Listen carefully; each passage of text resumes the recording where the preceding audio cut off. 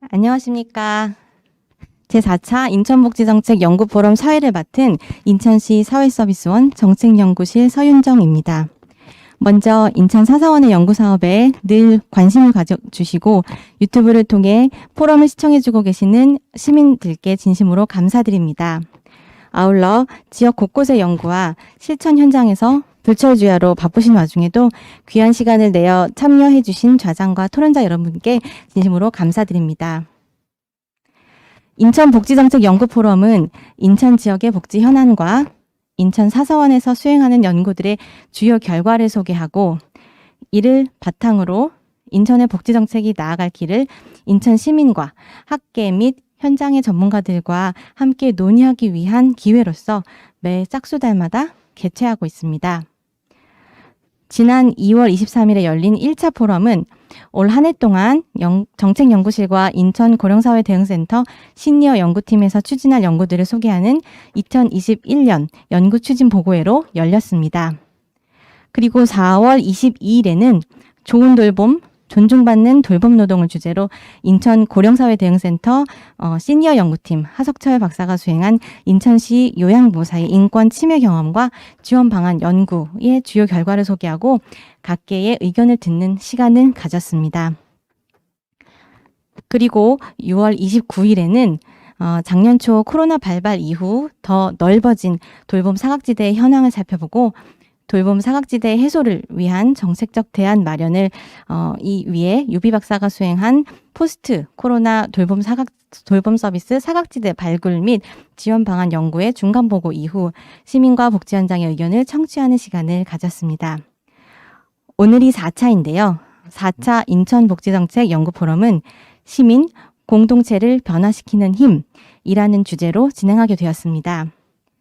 시민과 시민력이 무엇인지 들여다보고 시민력이 지역사회에서 어떻게 성장하고 어떤 역할을 하는지 논하는 귀한 시간이 될 것으로 기대하고 있습니다. 행사 시작에 앞서 주최기관장의 인사말이 있겠습니다. 인천 사사원 유혜숙 원장님 인사 말씀 부탁드립니다.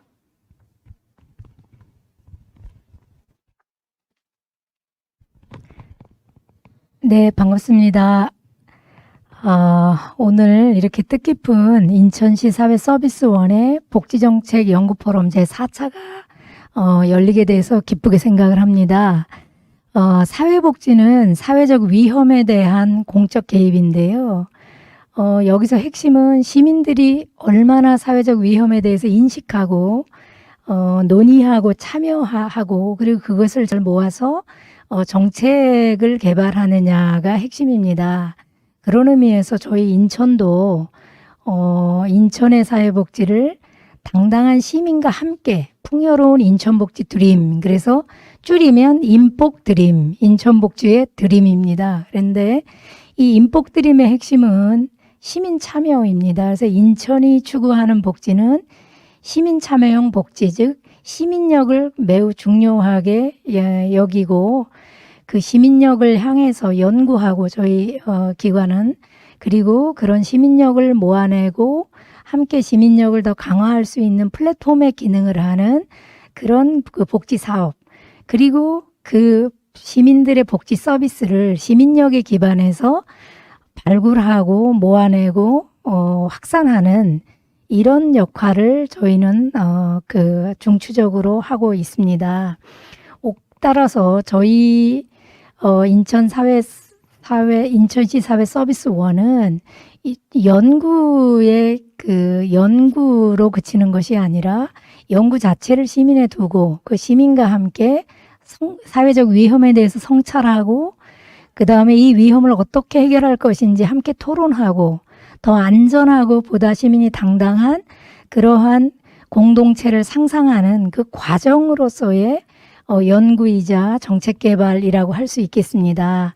오늘은 그 주제에 딱 맞는 이제 4차 복지정책 포럼인데요. 시민력의 이론적 개념화와 측정, 이것을 어떻게 할 것인가에 대해서 그 연구 결과를 가지고 함께 성찰하고 토론하고 상상하는 그런 좋은 시간으로 이렇게 구성되어서 그 어느 때보다도 기쁘게 생각합니다.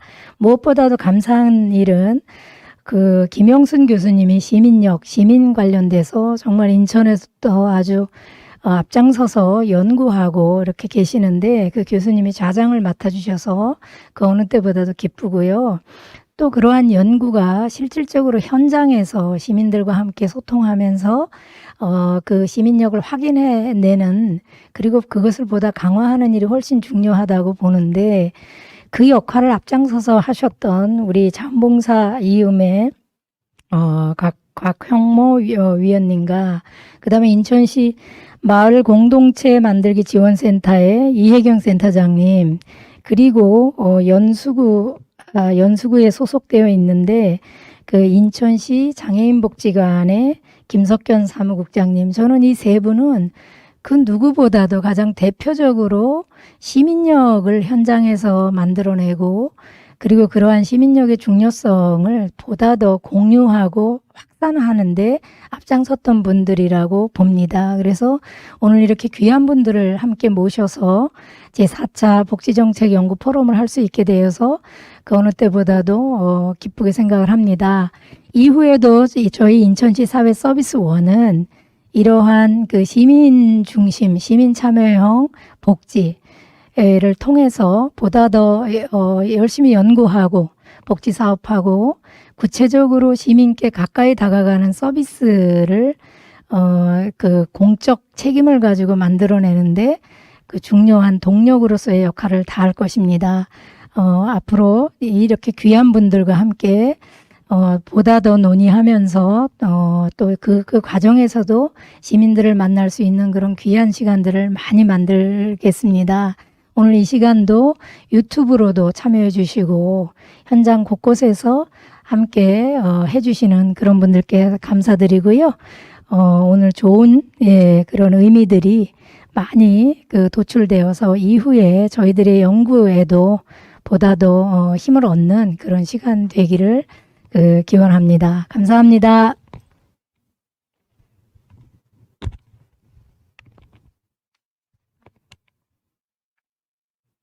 네, 유혜수 권장님 감사합니다. 이제 본격적으로 포럼을 시작하겠습니다. 포럼은 주제 발표와 지정 토론자의 토론, 인천시 사회서비스원 유튜브 실시간 댓글을 활용한 질의응답 순으로 진행됩니다. 유튜브 시청자분들의 적극적인 질문과 의견을 부탁드리겠습니다. 오늘 발표와 토론 자료는 저희 인천 사서원 홈페이지 자료실 코너에서도 다운로드 받으실 수 있습니다. 그럼 지금부터 인천 사서원 정책연구실 신상준 부연구위원이 시민력의 이론적 개념화와 특정 지표에 관한 연구의 주요 결과를 발표하겠습니다.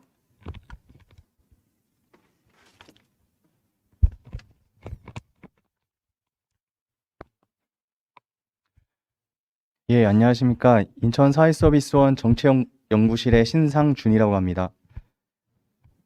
예, 우선은 제가 이 연구를 이제 맡고 지금 진행을 하고 있는데요. 현재 그 시민력의 이론적 개념화와 측정 지표에 관한 연구의 이제 중간 보고의 성격을 가지고 있습니다. 하지만 이 연구가 그 통상적인 연구의 그런 중간 보고의 성격이 아니라 어떻게 하면은 이러한 시민력의 개념들을 어떻게 잘 전달할 수 있는지에 대한 성격으로 오늘 포럼을 준비했고요.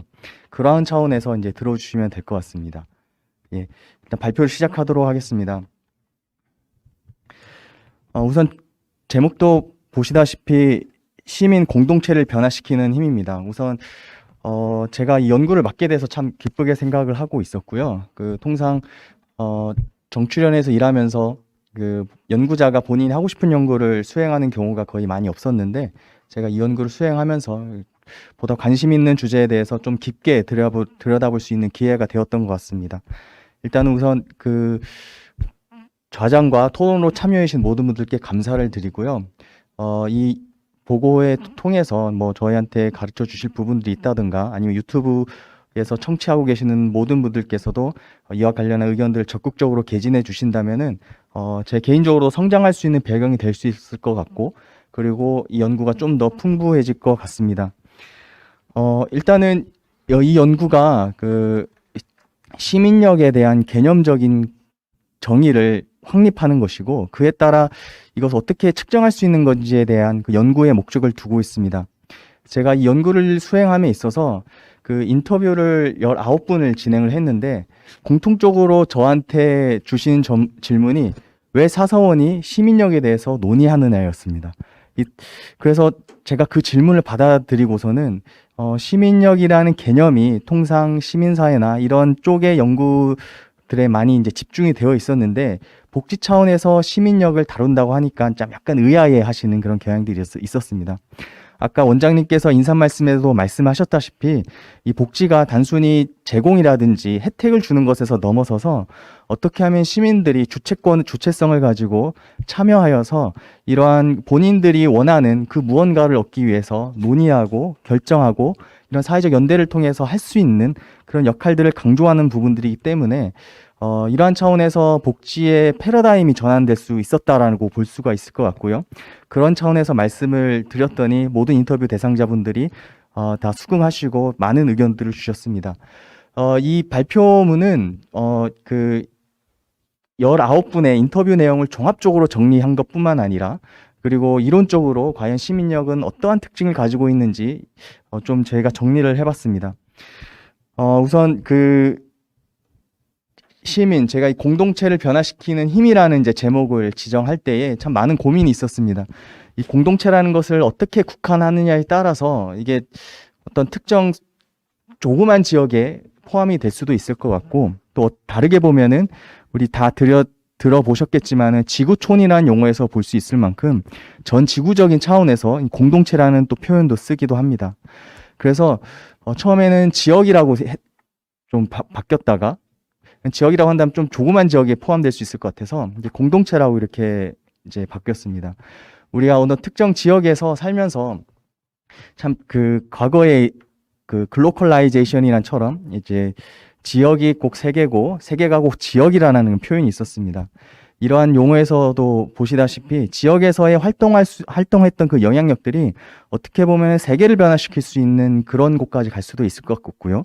그리고 세계에서 흐르는 그런 그 물결이나 바람들이 지역에도 중요한 영향을 미치는 그런 것들이 있는 것 같습니다. 그러한 사례들이 요즘 최근에 가장 많이 이슈화되고 있는 코로나19 사태에서도 마찬가지였던 것 같습니다. 이 코로나 사태가 그 조그만 마을에서 이제 바이러스가 발발이 됐는데 이 바이러스가 순식간에 저 지구 모든 지역에 바이러스가 전파된 것들을 보면은 우리의 지역에서 살고 있는 그 영향력들이 세계까지 긍정적인 거나 부정적이든 간에 중요한 영향을 미칠 수 있다라는 것이 여실하게 드러난 것 같습니다. 그래서 공동체라고 하는 그런 단어의 무게를 통해서 이제 봤을 때 우리가 인간은 어쩔 수 없이 시공간의 제한성을 가지고 있기 때문에 특정 지역에 거주할 수밖에 없습니다. 이러한 지역을 변화시키는 힘이 어떻게 보면은 세상을 변화시키는 힘이고 그러한 세상을 변화시키기 위해서는 우리가 처해 있는 그 상황에서 지역을 변화시켜야 되는 것이 좀 전제되지 아니어야 될까라는 생각이 듭니다. 이러한 차원에서 좀 말씀을 들어주시면 될 것 같고요. 이 그림은 이제 시민이라는 것이 이제 개인으로서도 존재하지만은 또 사회적으로서 이제 존재합니다. 그래서 어떻게 개별성을 가지면서도 이제 사회성을 가져야 될 필요가 있는데 이 부분 좀 뒤에 구체적으로 말씀을 드리도록 하겠습니다. 저희 그 연구의 목차는 일단은 앞서 말씀드렸다시피 보고서 형식의 연구 성격을 띠는 그런 포럼이 아니라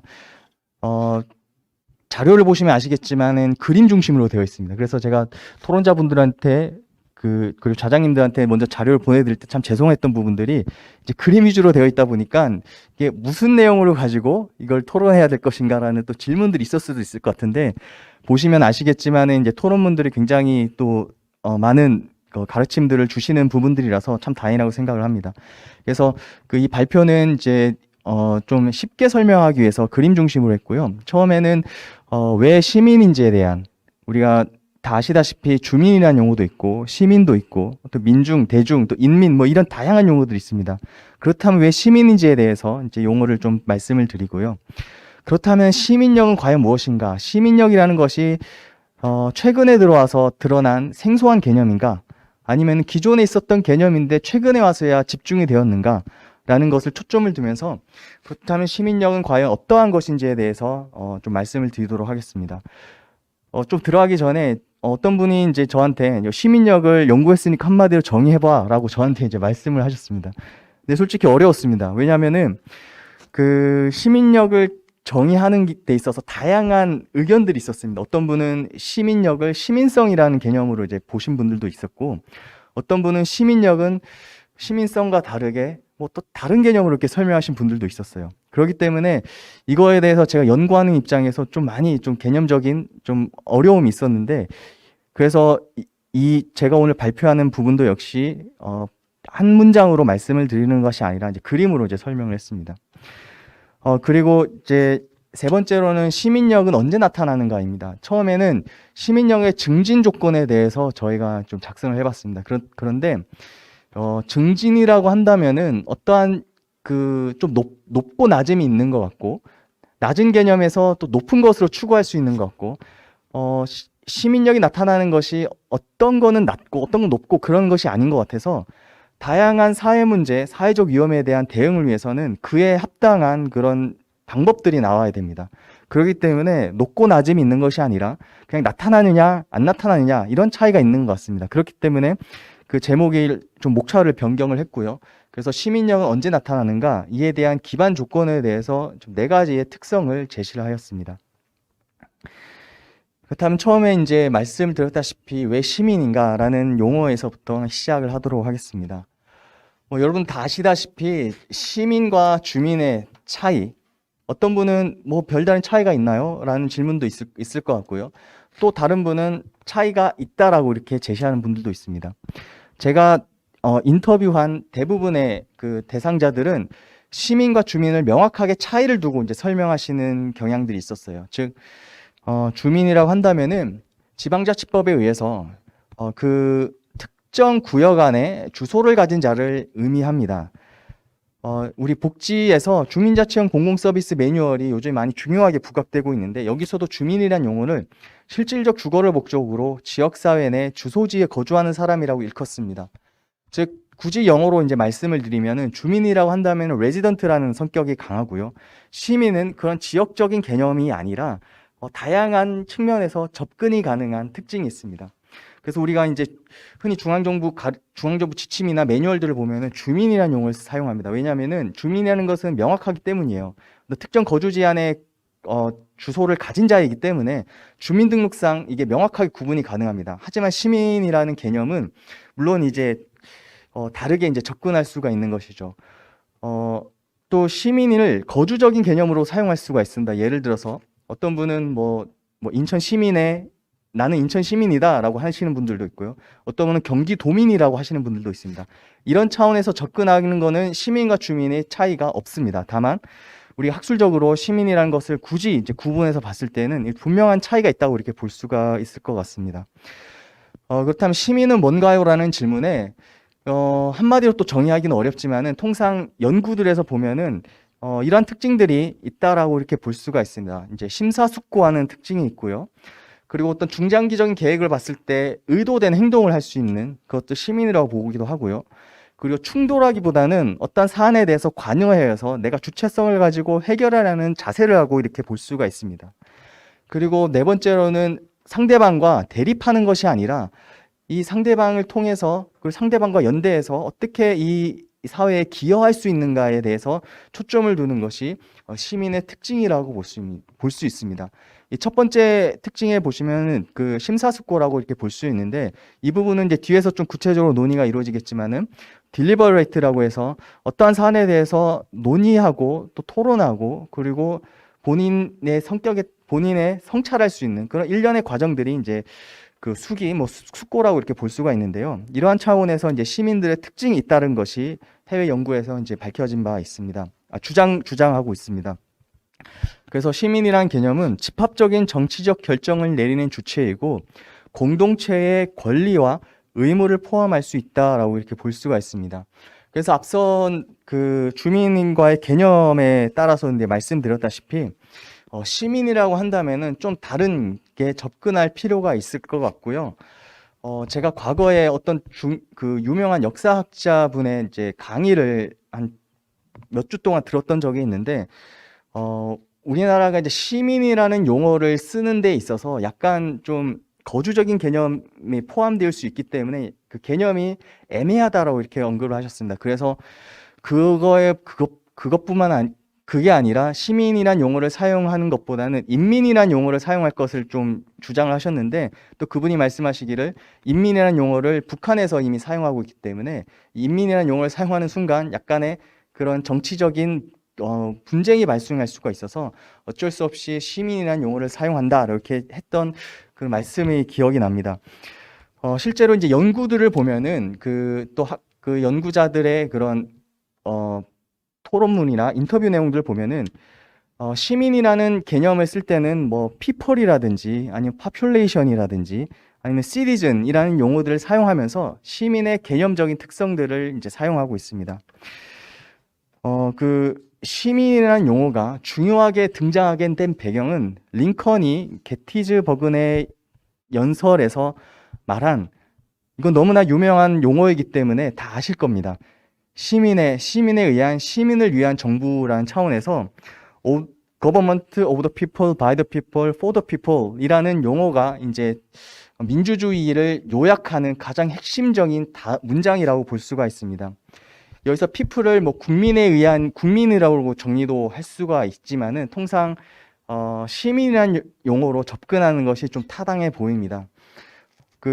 여기 연설에서 보시면은 이제 시민에 의한 시민을 위한 정부는 세상에서 사라지지 않을 것이다라고 이 게티즈버그 연설에서 중요한 그 링컨의 민주주의의 핵심 가치를 담고 있습니다.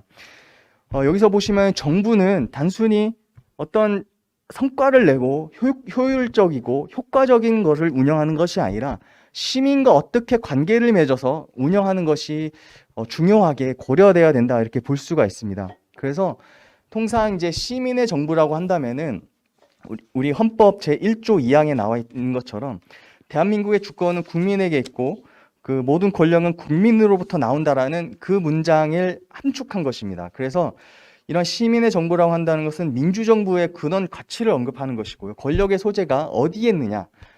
민주주의 정부는 시민에게 있다라고 이렇게 말을 하는 것입니다.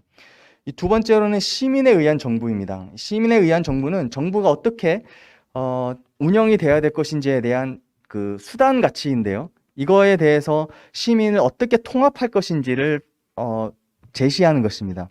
그래서 시민에 의한 정부는 시민 참여를 굉장히 중요하게 여기고 있고요. 시민들이 어떻게 정부에 참여하여서 정책을 형성하고 어떻게 수혜를 받을 수 있을 것인지를 논의하는 것입니다. 그리고 세 번째는 시민을 위한 정부입니다.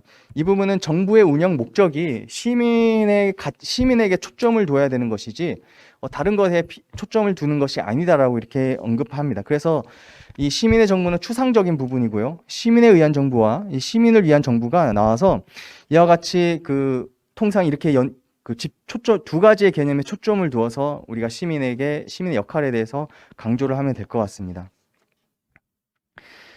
그렇다면 시민은 어떠한 특성을 가지고 있을까라는 그런 질문에 한번 말씀을 드리도록 하겠습니다.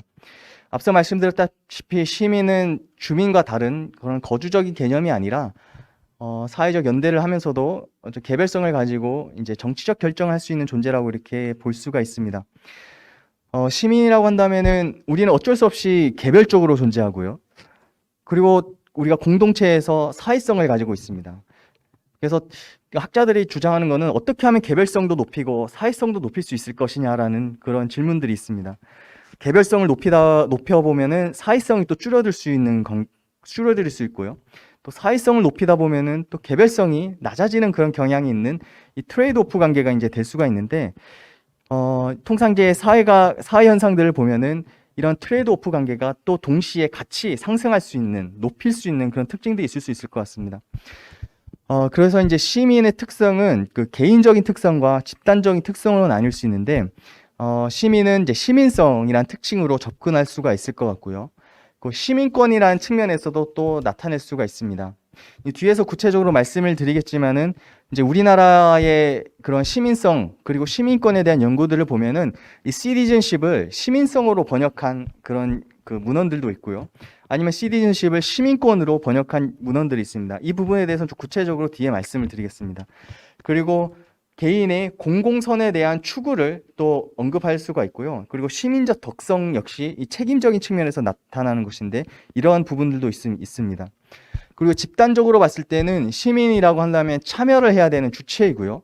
그리고 서로 연대하여서 사회적 연대성을 가질 수도 있으면서 이 과정에서 또 수기가 이루어지는 그런 특성들이 있을 수 있습니다. 이러한 사람들이 모여서 다양한 집단들이 있습니다. 이것들이 하나의 시민사회를 구성하는 것이고요. 이 개인적 특성과 집단적 특성, 물론 이것에 대한 그런 비판들이 있을 수 있습니다. 굳이 이렇게 나눌 필요가 있냐라는 질문에서부터 어떤 거는 뭐 집단적 특성인데 왜 개인적 특성으로 분류했느냐라는 또 질문도 있을 수 있습니다. 다만 이러한 경향들이 있다라고 이렇게 보시면 될 것 같고요. 뒤에서 좀 구체적으로 말씀드리겠습니다. 이제 시민의 개인적인 특징은 첫 번째로는 시민성입니다. 이 부분은 그 저희 곽형모 위원님께서 아마 구체적으로도 말씀해 주실 것 같은데 저희가 인터뷰를 통해서 들었던 내용들은 시민력이 시민성이 발현된 것이다라고 이렇게 언급하시는 분들도 있었습니다. 물론 시민성과 시민력을 동일한 개념으로 보시는 분들도 있었고요. 하여튼 시민성과 시민력은 굉장히 밀접한 관계를 가지고 있고 시민성은 시민의 중요한 특성 중에 하나라고 이렇게 볼 수가 있습니다. 연구들을 보면은 시민성이라고 한다면 타인을 동일한 존엄을 지닌 존재로 인식한다. 그리고 두 번째로는 공공선에 대한 우선권을 인정하는 것이다. 이렇게 이제 언급을 할 수가 있는데요. 전자는 이제 동료 시민을 인정하는 겁니다. 그래서 상대방을 너도 나와 같은 존엄한 존재, 즉 내가 대접받고자 하는 대로 너도 내가 대접해주겠다라는 그런 관계, 이것을 존엄이라고 볼 수가 있을 것 같고요. 그리고 두 번째는 이제 공공선에 대한 우선권입니다. 이 공공의 가치가 무엇인지에 대해서는 이 세 번째에 나오는데 그 뒤에도 말씀을 드리고요. 그래서 시민성이라고 한다면은 이제 공공선에 대한 우선권의 인정이라고 이렇게 언급을 하고 있습니다. 두 번째로는 시민권입니다. 흔히 앞서 말씀드렸다시피 시민권은 시민성으로 번영되는 경향들이 있습니다. 하지만은 제가 인터뷰를 한 인터뷰 대상자분들은 이 시민권과 시민성은 명확하게 구분돼야 된다라고 이렇게 언급을 하시더라고요. 즉, 왜냐하면은 시티즌십은 약간 권리적인 측면에서 이제 강조한 경향이 있고, 시빌리티는 그런 측면이 아니라 어떤 뭐 지향점, 뭐 이런 것들 특징이 있기 때문에 엄격하게 구분해야 된다라고 이렇게 보시는 분들도 있었습니다. 그래서 시민권이라 한다면은 마샬의 그 1950년에 나온 그 연설문에 이제 기초를 해서 다양한 시민권에 대한 연구들이 이제 나와 있는데요. 이 시민권은 이제 국민적, 그리고 정치적, 사회적 권리 등 이 세 가지로 이제 구분이 됩니다. 이 마샬은 시대가 발전함에 따라서 이런 시민권들이 점차 이렇게 확보가 된다라고 이렇게 언급을 하고 있는데, 처음에는 개인의 자유에 초점을 둔 국민적 권리에 초점을 두었다면, 두 번째는 정치 권력 활동에 참여할 수 있는 정치적인 권리에 가 이제 추구가 된다고 합니다. 그리고 세 번째는 사회적 권리인데, 이 부분은 문명화된 삶을 향유할 수 있는 권리입니다. 이 사회권이 하나의 그 보편적 가치를 지지하는 중요한 그 논의인데요. 이러한 그 점차 사회가 발전함에 따라서 이런 권리들이 점차 나타난다 이렇게 보고 있습니다. 그 세 번째로는 이제 공공선입니다. 이제 공공선이라고 한다면은 앞에의 공은 국가 전체의 공이고 뒤에의 공은 그 특정 공동체의 공입니다. 그래서 공공선이라고 한다면은 크게 보면은 이제 국가 공동체의 전반적인 이익이라고 이렇게 보시면 되는데, 이것 좀 더 나아가서 우리가 이제 시민이라고 한다면은 이제 세계까지 이제 생각을 하는 겁니다. 그래서 세계적인 차원에서도 이제 그 세계적인 차원의 이익을 또 포함이 되는 것이 공공선이다라고 이렇게 보시면 될 것 같습니다. 그래서 어떤 특정 개인의 이익이 아니라 우리 모두가 향유할 수 있는 그런 이익을 이제 공공선이라고 이렇게 볼 수가 있습니다. 네 번째는 시민적 덕성입니다. 이 부분은 이제 사회적 책임 측면에서 이제 나타나는 것인데, 우리 공화제에서 시민 행동을 실천해야 한다는 사회적인 책임 의식이라고 이렇게 보실 수가 있습니다. 그래서 책임, 의무, 이러한 특징들을 이제 일컬을 수 있다라고 이렇게 보시면 될 것 같습니다. 그 시민은 이제 개인 집단적인 특성입니다. 시민이라고 한 다음에 첫 번째는 참여가 많이 이루어지는 특징이 있습니다. 이 참여라고 한다면은 정책과 정치 등 공적 영역에 관심을 표하는 일체 행동이라고 이제 말을 하는데, 이제 시민 참여를 측정하는, 시민 참여를 확인하는 이제 설문조사들을 보면은 그 통상 이렇게 질문하는 것도 있습니다. 당신은 다른 사람과 뭐 일주일에 한 번이라도 뭐 공적인 일에 대해서 논의한 적이 있으신가요? 그래서 몇 회 이런 것도 참여에 속합니다. 이러한 것도 참여에 속하는 만큼 시민 참여에 보면 굉장히 다양하고, 이것을 구분하는 정도에 따라서 다양하게 이제 분류가 될 수 있는데, 통상 제도적, 비제도적 참여로 이제 구분이 될 수가 있습니다. 뭐 관습 정도, 그리고 합법성, 뭐 능률성, 뭐 이렇게도 구분이 될 수가 있지만은, 통상 시민 참여라고 한다면은 제도적 그리고 비제도적 참여에 구분이 되어서 모든 것을 포괄할 수 있다, 이렇게 볼 수가 있습니다.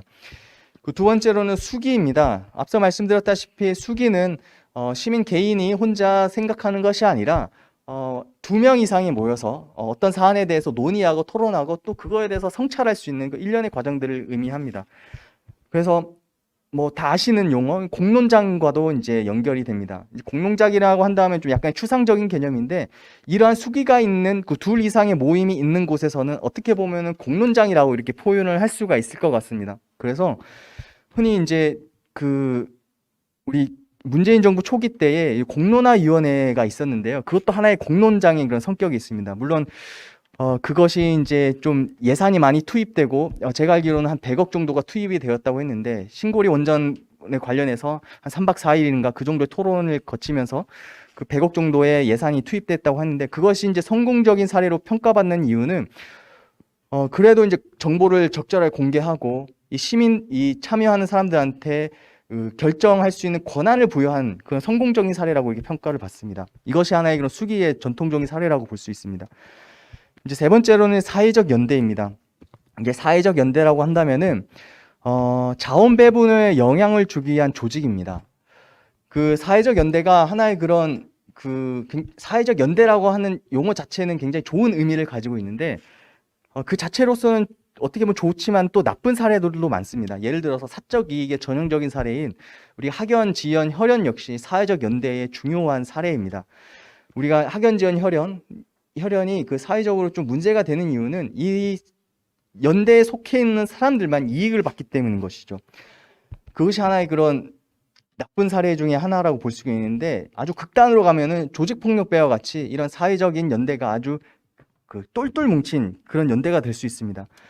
사회적 조폭 단체들은 이것이 뭐 어떤 피도 섞여 있지 않습니다. 근데 형 아우 하면서 굉장히 밀접하게 연관되어 있는데, 이러한 조직들도 사회적 연대를 하는데 이것이 왜 나쁘냐 하면은 이건 사적 이익만 추구하는 집단이기 때문에 그렇다고 볼 수가 있습니다. 그래서 어떻게 보면 사회적 연대라고 한다면은 공적 재분배를 위해서 연대할 수 있는 활동회라고 이렇게 볼 수 있습니다. 네 번째로는 시민사회입니다. 시민사회는 다양한 이해관계가 얽혀있는 뭐 개인이나 단체를 의미합니다. 우리가 통상 어떤 사회의 그런 집단을 설명할 때는 정부, 시민사회, 기업 이 세 가지의 주체들을 놓고 이제 설명하는 경향들이 있는데, 근데 시민사회는 모든 것을 포괄한다라고 이렇게 보시는 분들도 많더라고요. 왜냐하면은 우리 모두가 시민이고 우리 모두가 어떤 주체성을 가지고 결정할 수 있는 권한을 가진 주권을 가진 존재이기 때문에 그것이 속해 있는 모든 조직은 시민사회가 될 수 있다라고 이렇게 하는 논의에 근거해서 시민사회라고 하는 거는 어떤 특정 뭐 정부와 기업이 아닌 그 다른 것이 아니라 정부도 될 수 있는 것이고 기업도 될 수 있는 것이고 다양한 조직이나 집단들을 포괄할 수 있는 것이 시민사회라 이렇게 보시면 될 것 같습니다. 그렇기 때문에 말씀드렸던 시민의 특성, 개인적, 집단적 특성이 이와 같고요. 이러한 특성에 따라서 서로 상호 연관이 되어서 이제 시민은 존재한다, 살아가게 된다 이렇게 보시면 될 것 같습니다. 두 번째로는 시민력은 과연 무엇이냐라는 질문에 시민력이 제가 이제 연구들을 쭉 살펴보니까 시민력이라는 용어, 이 세 가지의 시민력이라는 용어가 처음 등장한 연구는 2015년도에 서울시에서 연구한 어떤 평생학습센터의 그런 기반 연구에서 확인이 되는데요. 그 시민력이라는 용어가 거기에 제가 찾은 그 연구에 따르면 그것이 이제 처음 등장했습니다. 그렇다면 시민력이 등장한 배경은 무엇이냐? 시민의 힘이라고 한다면은 과거부터 있었습니다. 뭐 예를 들어서 2000년도에 총선 시민연대 낙천낙선 운동이 대표적입니다.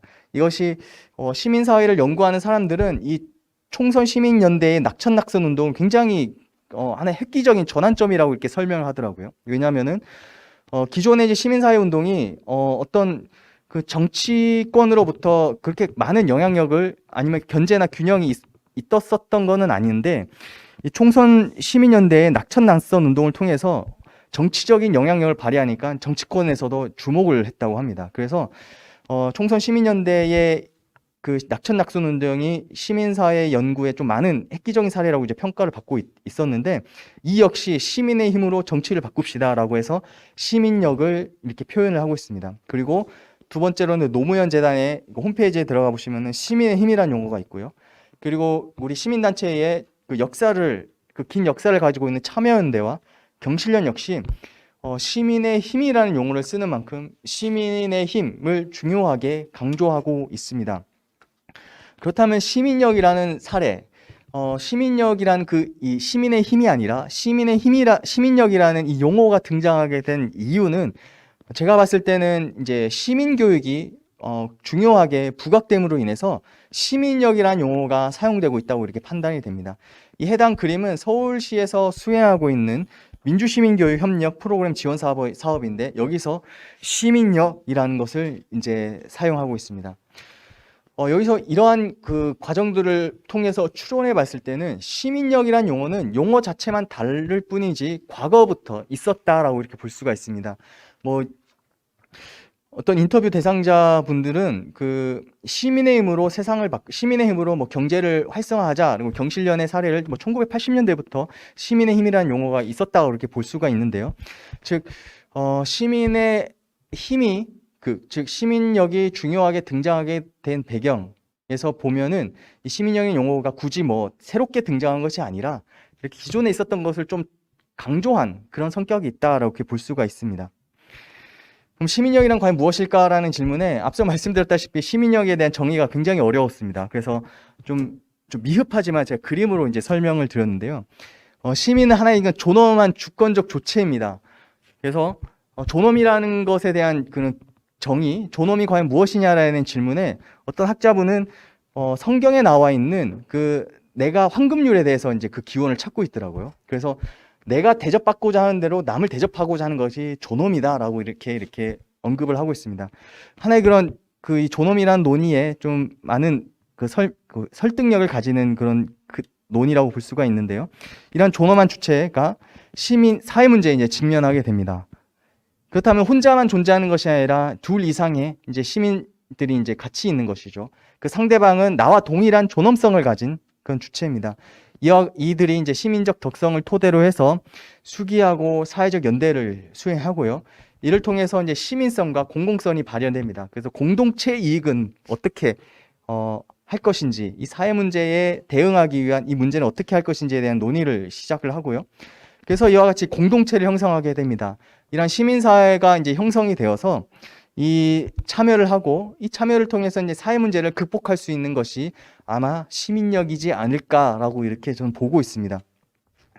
이 부분은 제가 좀 더 그 남은 기간 동안 좀 연구를 더 해서 좀 명확하고 간결하게 좀 작성을 하도록 하겠습니다. 그렇다면 시민력과 관련된 법 제도는 과연 무엇이냐? 시민력은 과연 어떠한 법 제도에 기반해 있고 그 법 제도는 어떻게 시민력을 활용하고 있느냐라는 질문에 다양한 특징들을 제시를 했습니다. 첫 번째로는 헌법입니다. 헌법은 우리나라의 운영의 방향성을 설명하는 법령입니다. 그래서 헌법의 기초에서 모든 법령들이 그 정신을 따라서 이제 제정이 되고 있고요. 이 헌법에는 제10조부터 제39조까지 기본권을 보장하고 있습니다. 이 기본권이라고 한다면은 인간다운 생활을 영위하기 위한 기본적인 권리라고 이렇게 볼 수가 있을 거예요.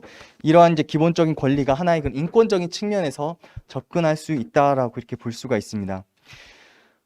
그 시민력에 대한 특징, 앞서 말씀드렸다시피 시민과 주민은 분명하게 좀 다른 특징이 있지만은 그러함에도 우리가 이제 주민 주권, 주민주권이라고 한다면 약간의 그런 시민주권과 유사한 관련성을 가지고 있다고 그렇게 볼 수 있습니다.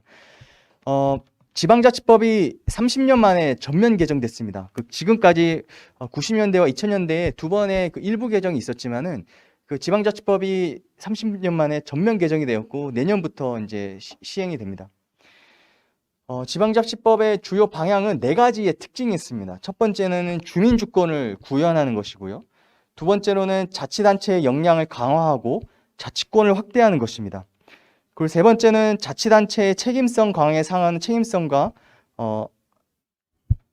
투명성을 제고하는 것이고, 네 번째는 중앙지방협력관계 정리 및 사무수행의 능률성을 향상하는 것입니다. 여기서 이제 주민주권을 구현하는 것이 굉장히 중요하게 이제 부각이 되는 것이고, 실제로 그 지방자치법 전면 개정의 내용들을 보면은 지역 주민들이 투표하여서 지방자치단체 구성들을 바꿀 수 있는 그런 권한들이 있고요.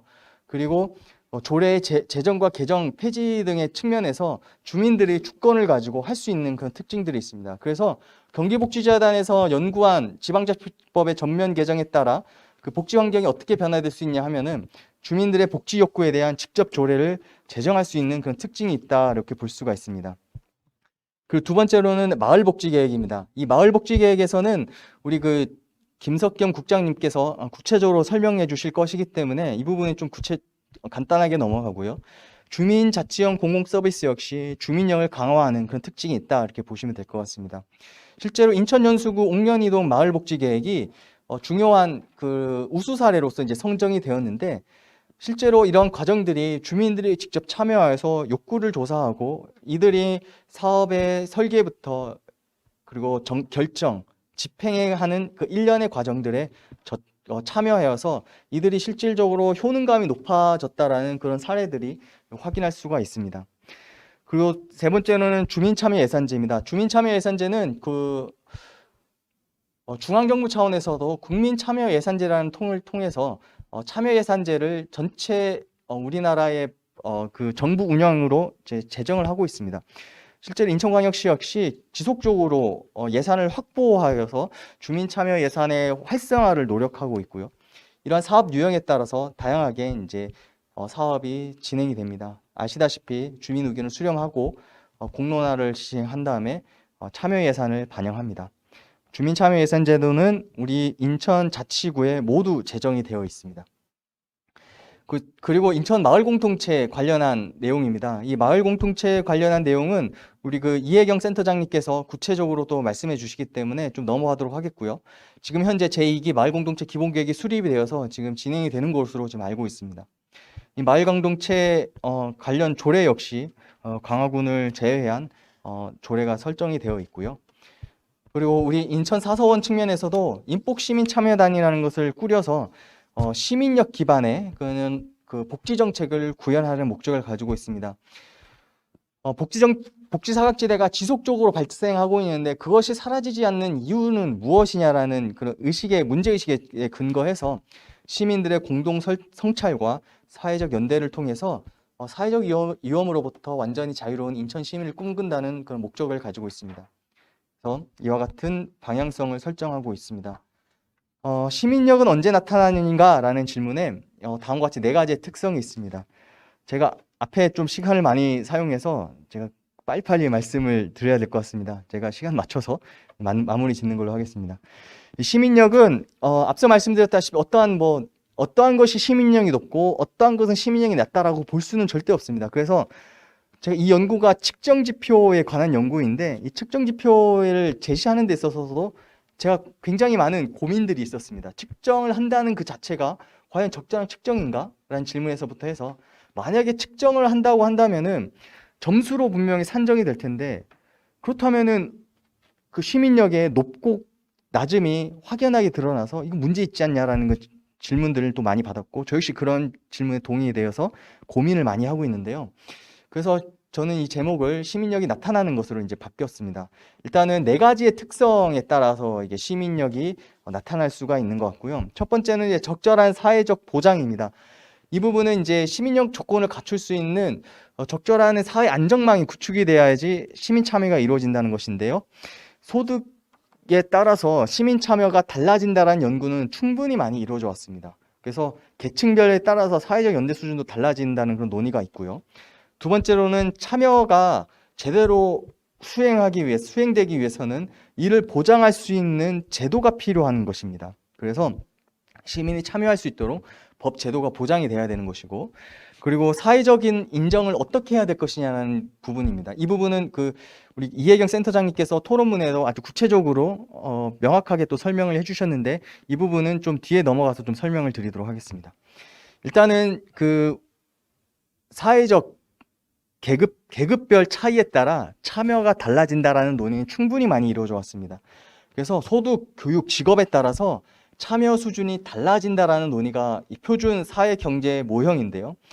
이에 따라서 취약계층의 참여가 현저하게 부족합니다. 실제로 우리 인터뷰 대상자분들 역시 이 부분에 대해서 전적으로 동의를 하셨는데요. 첫 번째로는 개인의 소득, 교육, 직업의 그런 문제뿐만 아니라 사회적으로 취약계층을 돌봄 수혜자로 인식하는 문제이기 때문에 이들이 참여할 수 있는 사회 문화적인 배경이 없다라고 이렇게 언급을 하신 분들도 있었고요. 두 번째로는 이런 취약계층들이 사회적 연대가 아직 부족하기 때문에 취약계층은 사회적 참여를 연대를 하기 위한 그런 시간이라든지 이런 것들이 없습니다. 따라서 이런 사회적 안전망을 구축을 하여서 이들이 참여할 수 있도록 독려하는 것이 필요하다고 이렇게 언급하신 분들도 있었습니다.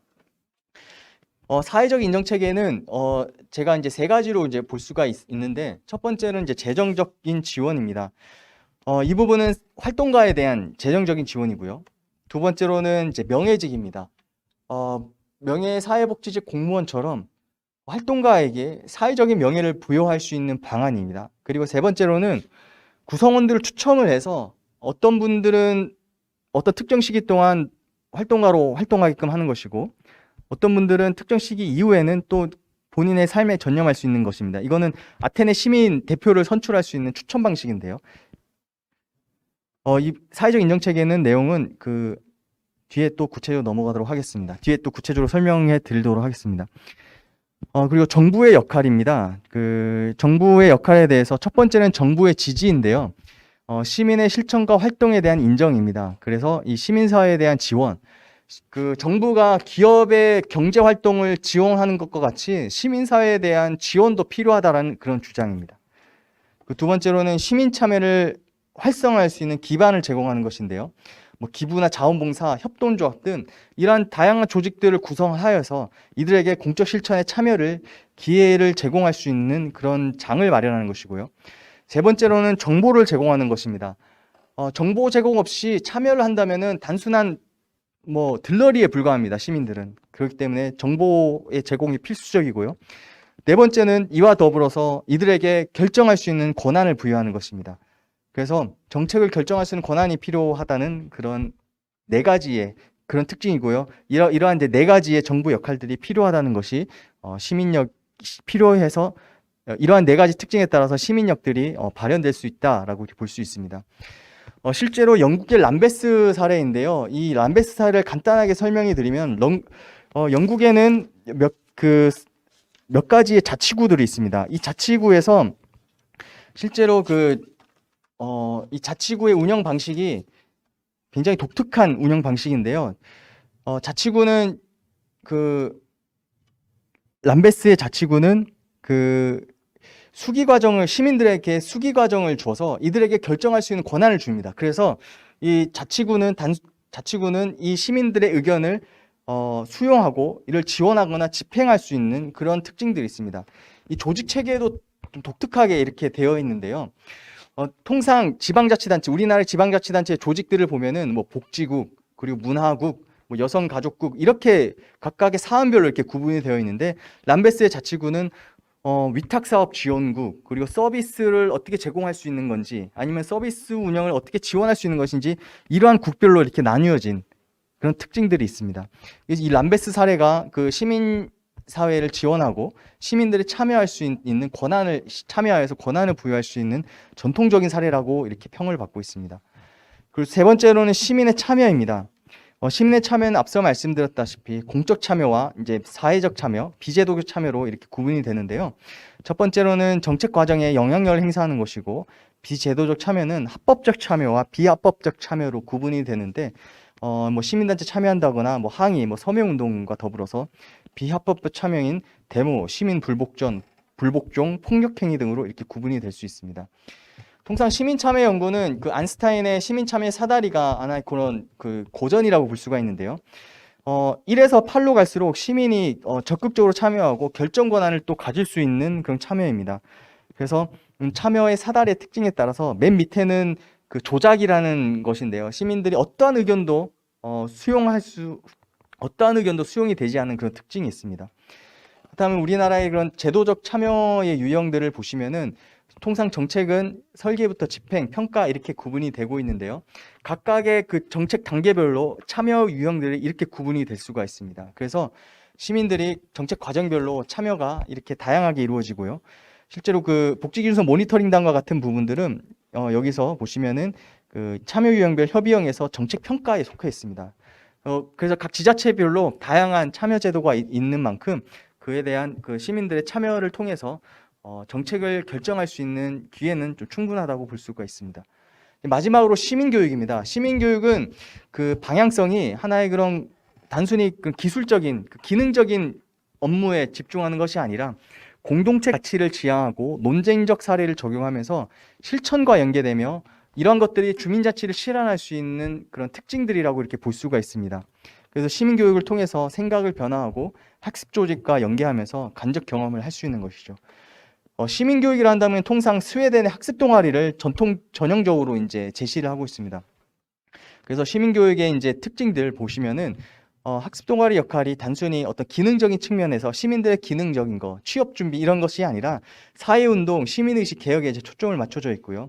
이러한 학습 동아리 유형들이 보신 바와 같이 사회 참여형의 그런 그 교육이라고 이렇게 볼 수가 있습니다. 예, 마지막으로 이제 우리 인복시민 참여단 역시 시민 복지 교육을 수행하고 있습니다. 이 부분은 우리가 시민력을 그 강화하기 위해서 인복시민 그 참여단 우리 사서원 차원에서 이렇게 수행을 하고 있는 것이고요. 사회적 위험에 대한 공동체적 대응 방안을 마련하는 것이 필요로 하여 지역사회 문제에 대응하는 것을 주요 목적으로 담고 있습니다. 그래서 현재는 공공형, 커뮤니티형, 청소년 그리고 그 선배 시민 이렇게 이제 구분이 되고 있는데요. 이러한 그 강의를 다수 진행하면서 시민들에게 당신은 주체권을 가지고 있고 정책 과정에 참여해서 우리 서로 연대하여서 사회 문제를 그리고 사회적 위험에 대응하자라고 이렇게 하는 것이 인복 시민 참여단 교육의 주요 핵심이지 않을까라는 생각이 듭니다. 그 뒤에 갈수록 제가 이제 발표 내용이 좀 빨라져서 좀 죄송한 말씀을 드리고요. 제가 시간 조절을 잘 못한 것 같습니다. 예, 일단은 그 충분한 뭐 질문이라든지 이런 부분은 유튜브에 그 댓글에 남겨주시고요. 뒤에 이제 훌륭하신 토론자분들이 계시니 이 부분에 대해서도 의견을 주시면 감사드리겠습니다. 예, 감사합니다. 제 발표는 여기까지 하도록 하겠습니다.